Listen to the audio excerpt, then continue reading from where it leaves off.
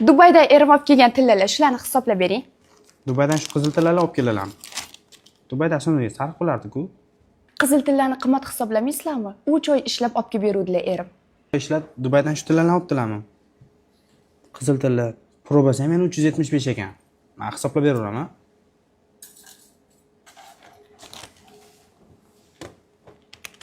$12.97 gram chiqyapti.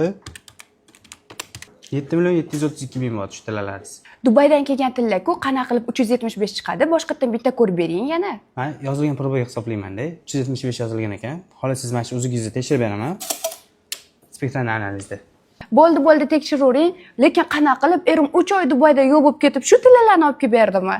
Unda men bu o'zimni tillalarimni ham hisoblab beringchi. Bularni mana aytganimda 375 chiqdi. Bularning o'sha narxi o'zgarmaydi. 7.732.000.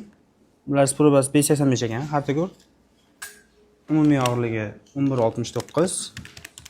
10.871.000 botda 10.900 chiqib beraman. O'zimni pulimga olgan tillalarim shuncha qimmat chiqdi-da, erim Dubayda 3 oy yo'q bo'lib ketib olib kelib bergan tillalari shu chiqdimi? Kerak emas. Erimni tillalarini bering, o'zim hal qilib olaman. Bo'ldi, siz pulni sanavering. Bu yerda 10 million sanalgan. 10.900.000. Yana eringiz bilan o'sha internetga chiqib ketmang. Mabodo men pasportingizni sotmoqchi bo'lsangiz, undan ham qimmatroq qilib beraman. O'zim internetga chiqmasam ham, lekin erimni точно internetga chiqazaman. Rahmat kattakon sizga. Yaxshi ham sizga kelman. To'xtab turing. Chekka oling, erimga isbotlashim kerak-ku.